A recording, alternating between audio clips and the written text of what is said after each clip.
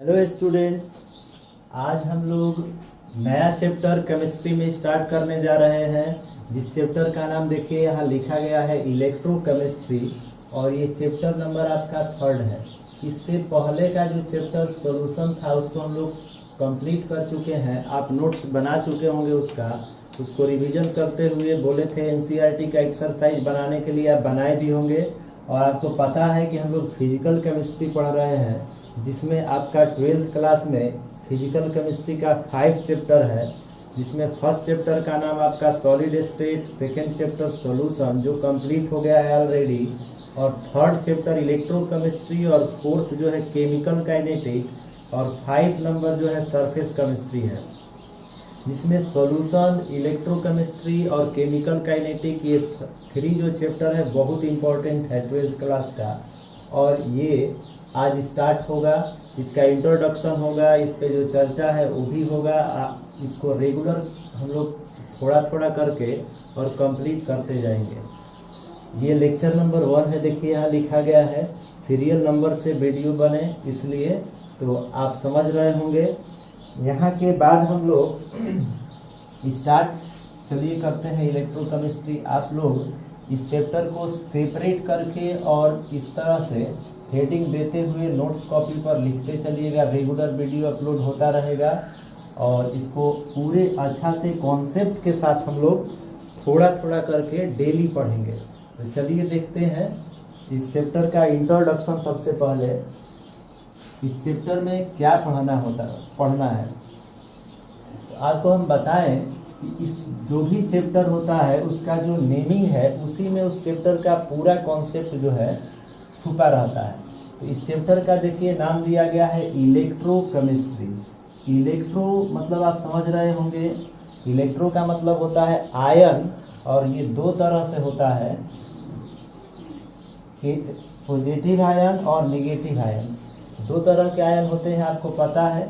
और इलेक्ट्रोकेमिस्ट्री का मतलब हो गया कि इलेक्ट्रिकल एनर्जी और केमिकल एनर्जी के बीच का रिलेशन, मतलब केमिकल एनर्जी और इलेक्ट्रिक एनर्जी के रिलेशन को ही इस चैप्टर में हम लोग डिफाइन करेंगे।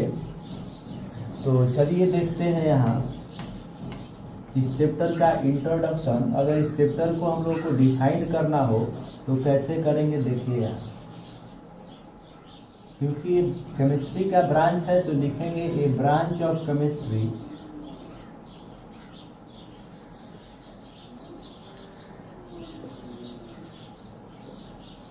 which deals with a relation between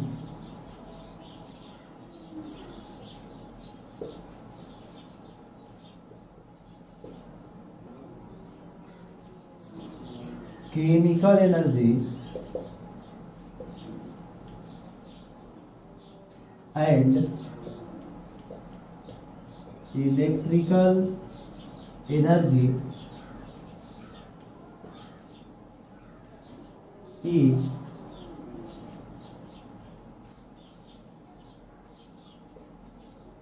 electrochemical is electrochemistry। तो इलेक्ट्रोकेमिस्ट्री को यहाँ इंट्रोडक्शन में थोड़ा सा डिफाइन किए हम लोग कि एक केमिस्ट्री का ब्रांच होता है जिसमें हम लोग इलेक्ट्रिकल एनर्जी और केमिकल एनर्जी के रिलेशन को डिफाइन करते हैं, वही है इलेक्ट्रोकेमिस्ट्री। मतलब ये स्पष्ट हो गया कि इस चैप्टर में हम लोग इलेक्ट्रिक एनर्जी और केमिकल एनर्जी के बीच के रिलेशन को चर्चा में लाएंगे। मतलब केमिकल एनर्जी को इलेक्ट्रिक एनर्जी में कन्वर्ट करेंगे, और इलेक्ट्रिक एनर्जी को साथ ही साथ केमिकल एनर्जी में भी कन्वर्ट करना सीखेंगे। ये किस तरह से ये सब फेनोमेना है, इस चैप्टर में पूरा डिटेल चर्चा होने वाला है। तो चलिए हम लोग यहाँ से आगे बढ़ते हैं। ये चैप्टर का इंट्रोडक्शन डिफाइन किया गया, इस चैप्टर में क्या पढ़ना है। अब इसके बाद इस चैप्टर को हम लोग क्लासिफाइड करने वाले हैं। तो इस चैप्टर को कितने पार्ट में क्लासिफाइड किया जाता है, चलिए ये देखते हैं यहाँ से। क्लासिफिकेशन ऑफ इलेक्ट्रोकेमिस्ट्री को 3 पार्ट में हम लोग क्लासिफाइड करके पढ़ते हैं। वो 3 पार्ट कौन कौन सा है ये देखिए यहाँ बता रहे हैं आपको।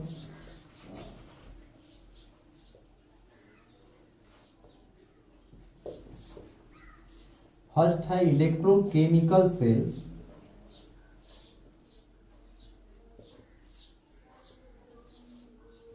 और सेकेंड जो पार्ट है इलेक्ट्रोलाइटिक सेल,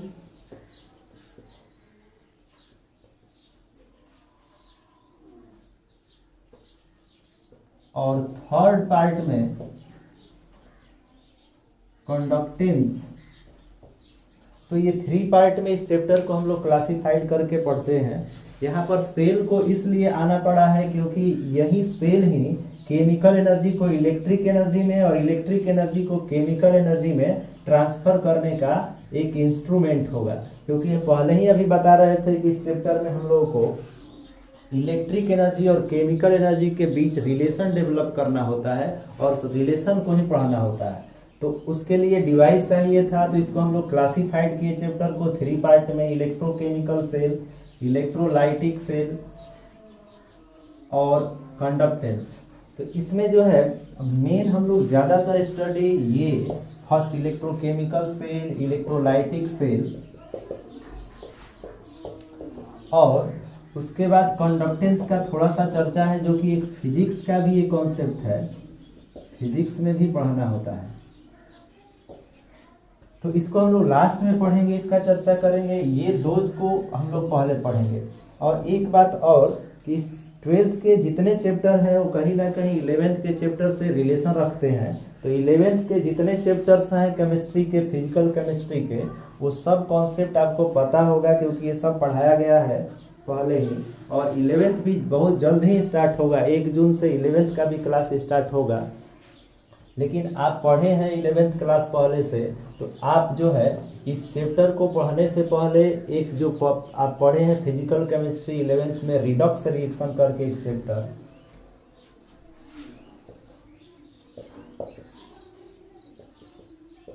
उसका पूरा कॉन्सेप्ट जो है यहाँ पर आएगा। मतलब रिडॉक्स रिएक्शन का फंडामेंटल जो कॉन्सेप्ट हम लोग पढ़े हैं 11th क्लास में, वैसे तो वहाँ पूरा डिटेल चर्चा था, लेकिन उसका जो फंडामेंटल कॉन्सेप्ट है वो यहाँ इस चैप्टर में पूरा का पूरा आने वाला है।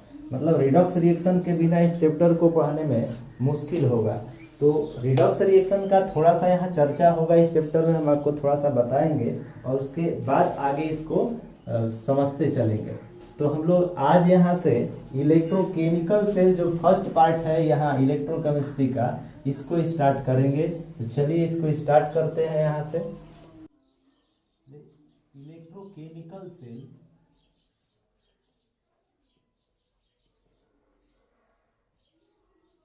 जो इस चैप्टर का फर्स्ट पार्ट हम लोग क्लासिफाइड कर चुके हैं, ये इसको हम लोग स्टडी करने जा रहे हैं। तो ये हेडिंग दे लिए इलेक्ट्रोकेमिकल सेल। अब इलेक्ट्रोकेमिकल सेल को समझने के लिए अभी बता रहे थे कि रिडॉक्स रिएक्शन का कॉन्सेप्ट पता होना चाहिए, क्योंकि रिडॉक्स रिएक्शन से ही ये सेल जो है वर्क करता है। तो चलिए थोड़ा सा फंडामेंटली हम लोग रिडॉक्स रिएक्शन के कॉन्सेप्ट को समझते हैं। आपको पता नहीं है तो यहाँ समझिए ध्यान से। रिडॉक्स रिएक्शन 2 तरह से कंप्लीट होता है, डायरेक्ट रिडॉक्स रिएक्शन और indirect redox reaction. Redox reaction क्या है ये आपको पता नहीं है तो आप ध्यान से समझिए पहले। रिडॉक्स रिएक्शन में 2 तरह का रिएक्शन कंबाइंड होता है, आपका ऑक्सीडेशन हाफ और रिडक्शन हाफ। मतलब ऑक्सीडेशन हाफ रिडक्शन हाफ के मिक्सचर से जो रिएक्शन डेवलप होता है उसको हम लोग रिडक्स रिएक्शन के नाम से जानते हैं। जैसे अगर एग्जाम्पल रिडक्स रिएक्शन का हम लोग देखें,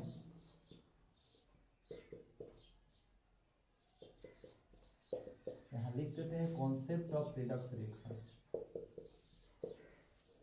इसको डिफाइन करने के लिए अभी बता रहे थे कि रिडक्स रिएक्शन का कॉन्सेप्ट आपको होना चाहिए, इसलिए यहाँ लिखा गया concept of Redux reaction. Redux reaction क्या है, अगर थोड़ा सा कॉन्सेप्ट से यहाँ समझें तो देखिए, मान लीजिए कि हम एक आयन लेते हैं सोडियम मेटल लेते हैं आयनिक फॉर्म में, तो आयनिक फॉर्म में अगर लेते हैं, इसका मतलब मेटल है तो इस पे पॉजिटिव आयन होगा, एक इलेक्ट्रॉन ये लॉस किया है कहीं, तो इसको अगर रिएक्शन से डिफाइन करना हो इस तरह से डिफाइन करेंगे, Na सोडियम और इस पर एक प्लस आयन है, मतलब एक इलेक्ट्रॉन लॉस किया है। और इलेक्ट्रॉन को लॉस करने का जो प्रोसेस होता है रिएक्शन में, वो आपका ऑक्सीडेशन हाफ रिएक्शन होता है। तो ये जो रिएक्शन यहाँ आप दिखा रहे हैं ये ऑक्सीडेशन हाफ है।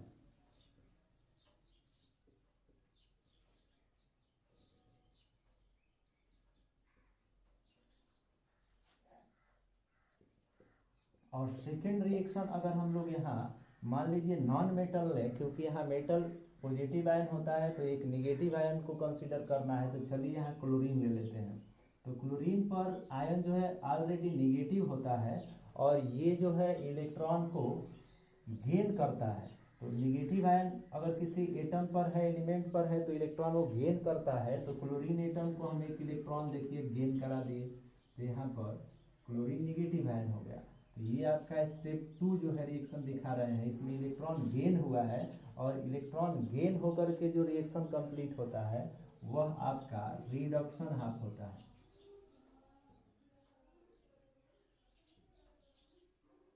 तो लिख दिए यहाँ रिडक्शन हाफ। अब इन दोनों को कंबाइन करने के बाद, सॉल्व करने के बाद जो यहाँ पर एक मिक्सचर रिएक्शन आता है, रिजल्टेंट रिएक्शन आता है कह सकते हैं, वही रिडक्स रिएक्शन होता है। मतलब रिडक्स रिएक्शन में ऑक्सीडेशन हाफ भी रहता है और रिडक्शन भी हाफ होता है, और उससे मिलकर जो रिएक्शन यहाँ बनता है उसी को हम लोग रिडक्स रिएक्शन बोलते हैं। तो ये आपका रिडक्स रिएक्शन है। तो हमको उम्मीद है कि रिडक्स रिएक्शन का मतलब आपको समझ में आ गया होगा क्या होता है। मतलब इलेक्ट्रॉन गेन और इलेक्ट्रॉन लॉस दोनों प्रोसेस जिस रिएक्शन में हो रहा हो उसको रिडक्स रिएक्शन बोला जाता है। यहाँ पे सॉल्व किए तो ये इलेक्ट्रॉन कैंसिल हुआ और ये फाइनल रिजल्ट आया जिसको रिडक्स रिएक्शन हम लोग बोल रहे हैं। अब यहाँ रिडक्स रिएक्शन बोल रहे थे अभी कि दो तरह से होता है, डायरेक्ट रिडक्स रिएक्शन और इनडायरेक्ट रिडक्स रिएक्शन। इसका क्या कॉन्सेप्ट है, तो चलिए इसको भी समझते हैं, ये मिटा देते हैं। आपको रिडक्स रिएक्शन समझ में आ गया होगा। यहाँ पर जो स्टडी करना है इस चैप्टर में वो दो तरह के रिडक्स रिएक्शन के बारे में यहाँ चर्चा करना है। पहला डायरेक्ट रिडक्स रिएक्शन और सेकेंड इनडायरेक्ट रिडक्स रिएक्शन।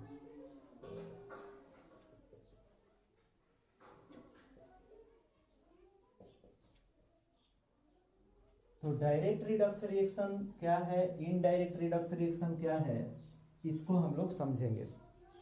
और आपको अगर हम बताएं यहाँ डायरेक्ट रिडक्स रिएक्शन, तो यहाँ जैसे कि इसके नेम में ही कॉन्सेप्ट है कि डायरेक्ट रिडक्स रिएक्शन का मतलब है कि एक वेजल लीजिए, एक कंटेनर लीजिए और उसमें दोनों तरह का रिएक्शन कंप्लीट कराइए।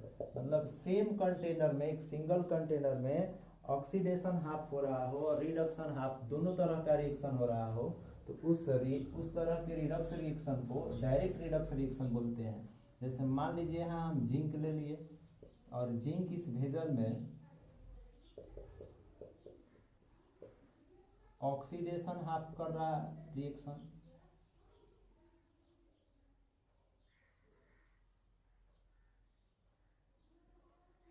और मान लीजिए फिर कॉपर ले लेते हैं और कॉपर को हम यहाँ ऑक्सीडेशन हाफ से दिखा रहे हैं कि ऑक्सीडेशन हाफ रिडक्शन हाफ कर रहा है क्योंकि यहाँ इलेक्ट्रॉन गेन हुआ,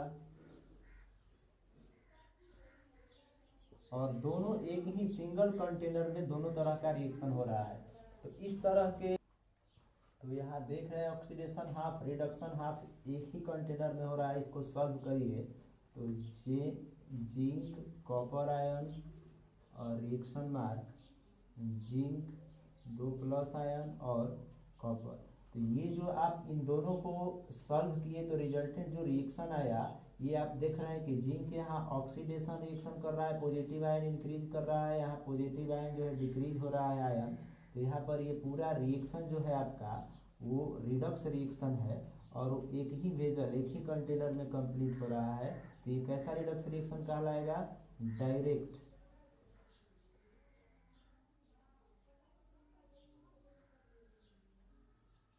रिडक्स रिएक्शन। तो डायरेक्ट रिडक्स रिएक्शन को अगर हम लोगों को यहाँ थोड़ा डिफाइंड करना हो तो लिखेंगे if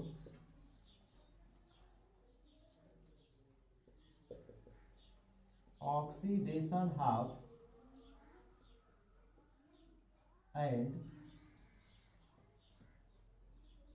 reduction half both reaction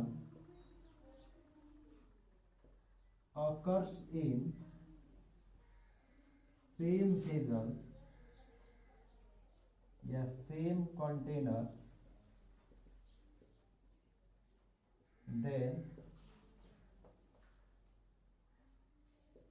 it is called direct Redux reaction. तो डायरेक्ट रिडक्स रिएक्शन को देखिए, ये जो समझ रहे थे इसी से यहाँ डिफाइन कर दिए कि जब ऑक्सीडेशन और रिडक्शन दोनों तरह का reaction same container single container में हो रहा हो तो इस तरह के रिएक्शन को डायरेक्ट रिडक्स रिएक्शन हम लोग बोलते हैं। और यह रिएक्शन जो है केमिकल एनर्जी को हीट एनर्जी में केवल ट्रांसफर करता है। This type of Redux reaction यहाँ नोट करेंगे। चलिए ऊपर यहाँ लिखते हैं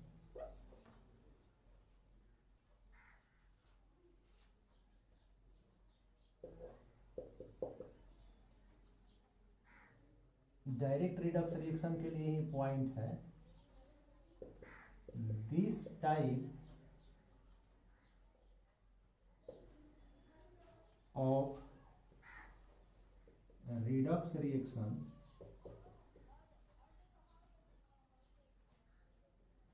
this type of redox reaction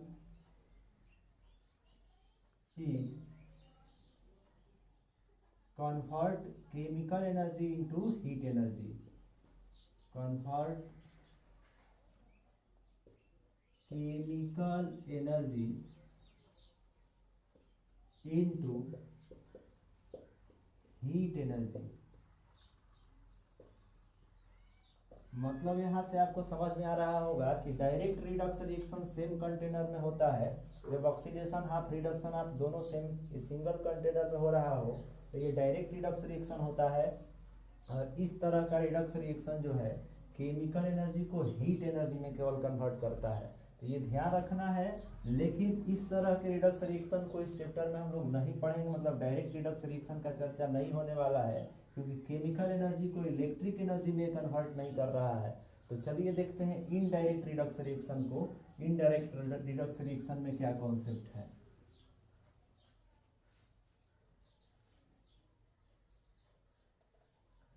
तो इनडायरेक्ट रिडक्स रिएक्शन यहां चलिए समझते हैं।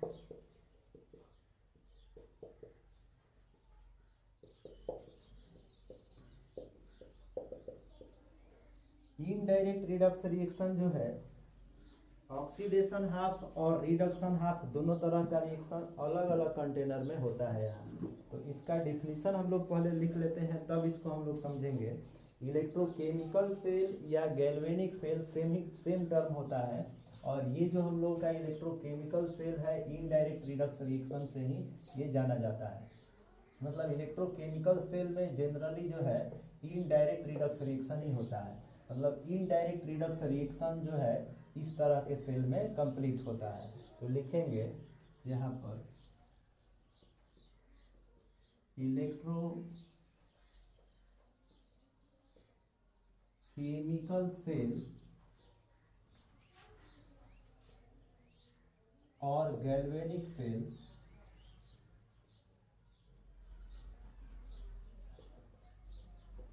इलेक्ट्रोकेमिकल सेल को गैल्वेनिक सेल के नाम से भी हम लोग जानते हैं।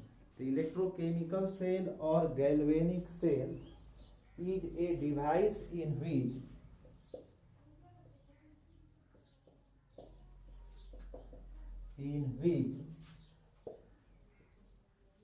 Chemical energy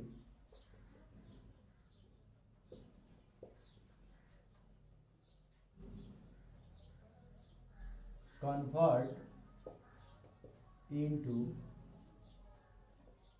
electrical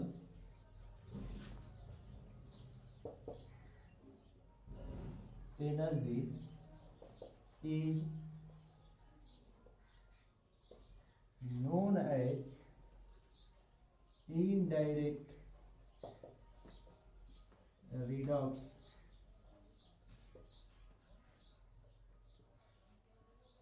reaction. तो देखिए यहाँ कहा गया इनडायरेक्ट रिडक्स रिएक्शन को डिफाइन करते हुए कि इलेक्ट्रोकेमिकल सेल और गैल्वेनिक सेल एक तरह का डिवाइस है जिसमें आपका केमिकल एनर्जी कन्वर्ट होता है इलेक्ट्रिक एनर्जी में, और इस तरह से इसको हम लोग इनडायरेक्ट रिडक्स रिएक्शन के नाम से जानते हैं। तो अब इसको अगर हम लोग को शो करना है कैसे, तो चलिए इसको देखते हैं। इसमें indirect redox reaction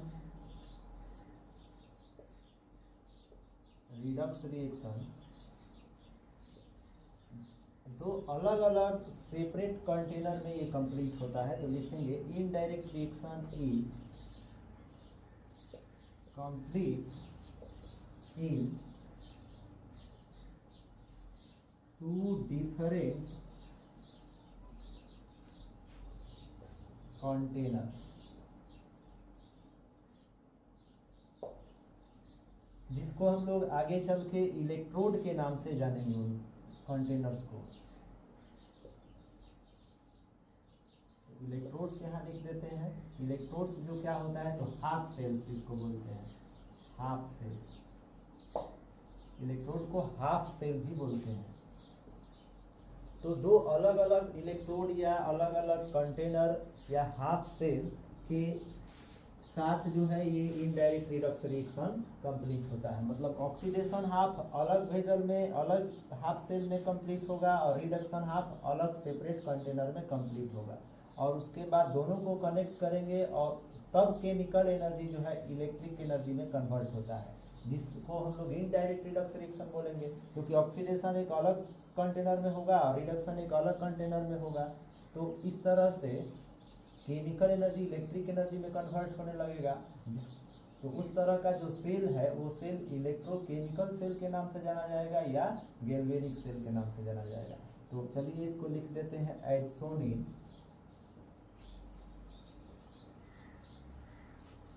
following diagram, या एज शोन इन फॉलोइंग केवल लिखकर छोड़ देते हैं। चलिए देखते हैं।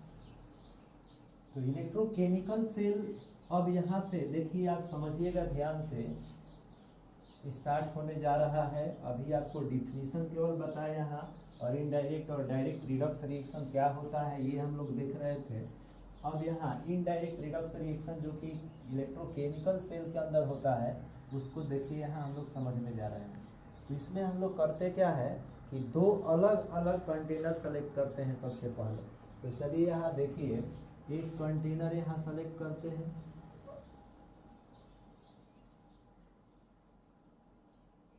और हम लोग क्या समझने जा रहे हैं, इनडायरेक्ट रिडक्स रिएक्शन। तो इनडायरेक्ट रिडक्स रिएक्शन कहाँ होता है, इलेक्ट्रोकेमिकल सेल के अंदर। इलेक्ट्रोकेमिकल सेल के अंदर कैसा रिएक्शन होता है, इनडायरेक्ट रिडक्स रिएक्शन होता है, ये ध्यान रखिए। और उसी को यहाँ दिखाने जा रहे हैं, मतलब हम लोग इलेक्ट्रोकेमिकल सेल यहाँ दिखाने जा रहे हैं। तो एक कंटेनर ले लिए और इस कंटेनर में सॉल्यूशन रखेंगे, केमिकल सॉल्यूशन।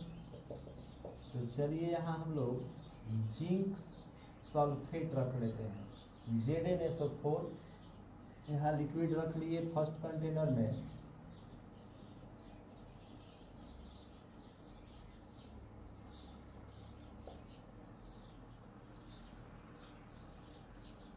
और ये जो सेकेंड कंटेनर है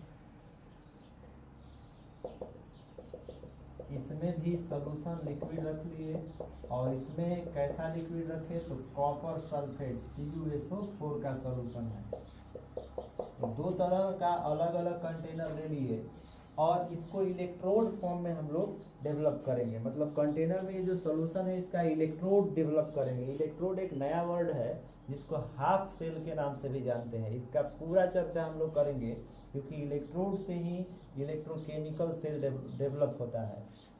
तो इलेक्ट्रोड क्या है, थोड़ा सा अगर आपको यहाँ बताएं तो जिस मेटल का सॉल्यूशन होता है कंटेनर में, जैसे यहाँ जिंक सल्फेट है, तो उसी मेटल का जिंक का ही इसमें रड जैसे ही डिजल्व करते हैं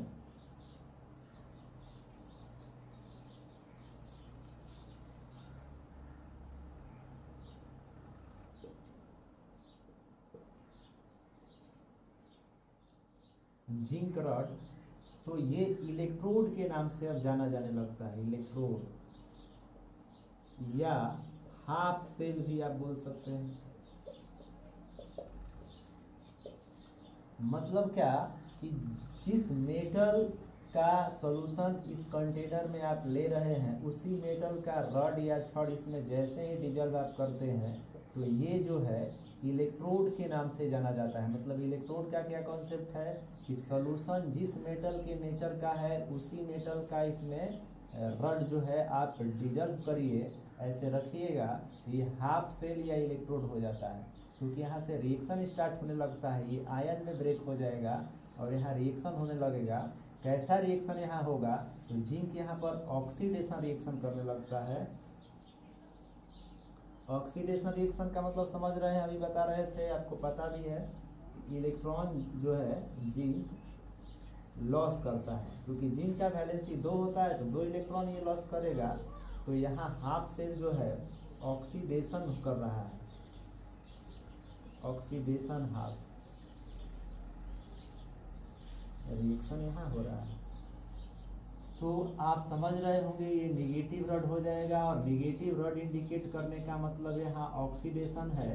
तो ऑक्सीडेशन रिएक्शन जो है एनोड डेवलप करेगा, एनोड होगा इसका नाम। इस रड का, ये रड कैसा होगा, एनोड रड। हमेशा याद रखिए, अगर ऑक्सीडेशन हाफ रिएक्शन हो रहा है तो रड जो है वो हमेशा एनोड होगा। ये कैसा है, एनोड। जहाँ ऑक्सीडेशन होता है वो एनोड होता है। तो चलिए यहाँ आगे बढ़ते हैं, इधर लिख देते हैं एनोड, ये एनोड है। और यहाँ आप बताइए, अगर इसको हाफ सेल में कन्वर्ट करना हो तो इसमें अगर रिएक्शन डेवलप कराना हो, रिएक्शन हो इसमें, क्योंकि यहाँ ऑक्सीडेशन हो चुका है तो यहाँ रिडक्शन होगा, ये तय है, अभी रिडक्शन रिएक्शन होगा। तो इसमें कैसा रड डिजल्व करेंगे, कॉपर के अलावा कोई दूसरा नहीं इसमें डिजल्व कर सकते, नहीं तो ये हाफ सेल नहीं हो पाएगा। जिस मेटल का यहाँ सोल्यूशन है उसी मेटल को इसमें डिजल्व करेंगे तभी ये इलेक्ट्रोड होगा, हाफ सेल होगा। तो देखिए यहाँ पे ये जो रड डिजल्व कर रहे हैं किस मेटल का होना चाहिए, बोलिए कॉपर का। ये कॉपर रड है, तो कॉपर रड है तो ये जो है ये भी हाफ सेल है। हाफ सेल बोलिए आप या इलेक्ट्रोड बोलिए, इसका कॉन्सेप्ट हम लोग अगले क्लास में पूरा अच्छा से सीखेंगे, इस पे पूरा चर्चा होगा। हाफ सेल कितने टाइप का होता है ये भी जानेंगे, इलेक्ट्रोड बोल सकते हैं। और यहाँ पर कैसा रिएक्शन होगा, तो यहाँ ऑक्सीडेशन जिंक का ले लिए हैं तो यहाँ रिडक्शन होगा। रिडक्शन कैसे दिखाएंगे, तो कॉपर आयन 2 और ये जो है इलेक्ट्रॉन गेन करेगा, तो 2 इलेक्ट्रॉन गेन किया तो कॉपर न्यूट्रल हो गया। यहाँ पे होता क्या है कि जैसे ही रड आप डालते हैं तो इसमें कॉपर जो है आयन में ब्रेक होकर के और रिडक्शन हाफ शो करने लगता है।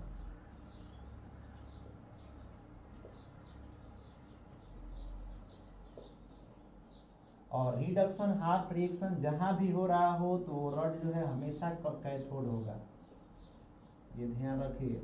रिडक्शन हाफ तो कैथोड, तो ये कैसा रड है, कैथोड है। अब यहाँ ये सेपरेट है, अभी अलग अलग। अब केमिकल यहाँ रिएक्शन तो हो रहा है, केमिकल रिएक्शन हो रहा है। अब इस केमिकल रिएक्शन को हम लोग इलेक्ट्रिक एनर्जी में कन्वर्ट करना है, तो कुछ खास नहीं, यहाँ से एक वायर निकालेंगे और यहाँ से, और उसको गैल्वेनोमीटर के साथ अटैच करेंगे। जैसे जैसे ही वैसे ही गैल्वेनोमीटर का फुल डिफ्लेक्शन यहाँ शो होने लगता है। ये आपका गैल्वेनोमीटर है और इसका फुल डिफ्लेक्शन होने लगता है।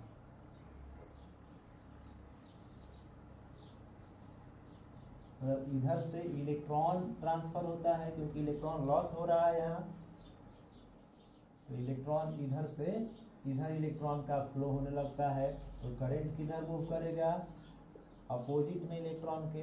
तो यहाँ आप देख रहे हैं कि केमिकल एनर्जी जो है इलेक्ट्रिक एनर्जी में कन्वर्ट हुआ, क्योंकि करंट इंड्यूस हुआ। तो करंट इलेक्ट्रिसिटी है, और कहाँ से इलेक्ट्रिसिटी इंड्यूस हो रहा है, तो केमिकल एनर्जी से। तो केमिकल एनर्जी यहाँ इलेक्ट्रिक एनर्जी में कन्वर्ट हो रहा है। और इस सेल के डिफिनीशन में भी लिखे हैं अभी पीछे हम लोग कि यहाँ इस सेल में केमिकल एनर्जी इलेक्ट्रिक एनर्जी में कन्वर्ट होता है, तो वो देखने को यहाँ मिल रहा है।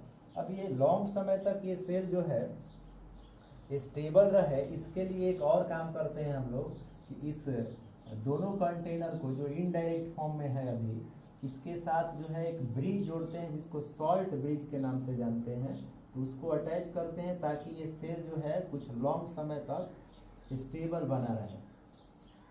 तो यहाँ से एक ब्रिज बनाते हैं, और इस ब्रिज के दोनों एंड को थोड़ा सा सॉल्यूशन के लेवल से टच करते हुए और सेमी पर मेम्ब्रेन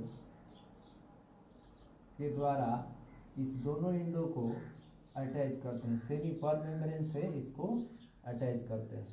तो ये जो है आपका ब्रिज है, और कैसा ब्रिज है, सॉल्ट ब्रिज। तो सॉल्ट ब्रिज है तो इसमें सॉल्ट जेल रखना होता है, तो KCl जेल रख लेते हैं इसमें। KCl एक सॉल्ट है और इसका जेल इसमें रख दिए इस ब्रिज में। ये किस लिए रखा जाता है, इसका क्या इंपॉर्टेंस है, ये भी नोट करेंगे, लेकिन पहले चलिए समझते हैं। KCl इसलिए अटैच करते हैं कि ये जैसे ही जिंक जो है इस रड पर जमा होने लगे, स्टोर होने लगे, वैसे यहाँ से क्लोरीन आयन आकर के और इसको फिर से वहाँ से रिमूव करे, और फिर ये इस फॉर्म में आए और बार बार ये रिएक्शन प्रोसेस होता रहे। और यहाँ पर पोटेशियम आकर पोटेशियम आयन का मूवेबिलिटी, सेम मूवेबिलिटी के साथ ये दोनों आयन ब्रिज के द्वारा जाएगा, और ये सल्फेट को यहाँ पर बैलेंस रखेगा, और ये यहाँ जिंक को बैलेंस रखता है। इस तरह से लॉन्ग समय तक ये आपका जो सेल है स्टेबल रहता है। तो इस तरह से जो ये आप देख रहे हैं ये फिगर, ये इलेक्ट्रोकेमिकल सेल को रिप्रेजेंट कर रहा है। इसको आप नोट कर लीजिए। इसके बाद इसके कुछ सम इम्पोर्टेंट टर्म्स को हम लोग डिफाइन करेंगे। Important terms of galvanic cell या इलेक्ट्रोकेमिकल सेल। इलेक्ट्रोकेमिकल सेल और गैल्वेनिक सेल।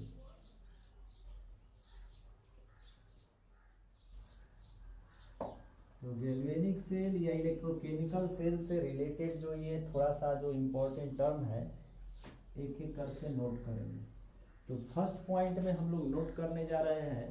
पहला पॉइंट में हम लोग लिखेंगे salt bridge decreases the liquid junction potential. Salt bridge का यहाँ पर इम्पोर्टेंस, मेन टर्म यहाँ सॉल्ट ब्रिज का ही है, और तो यहाँ हम लोग देख ही रहे थे। सॉल्ट ब्रिज यहाँ जो है लिक्विड जंक्शन पोटेंशियल को घटाता है। और दूसरा पॉइंट लिखेंगे salt bridge keep the neutral of the electrochemical cell.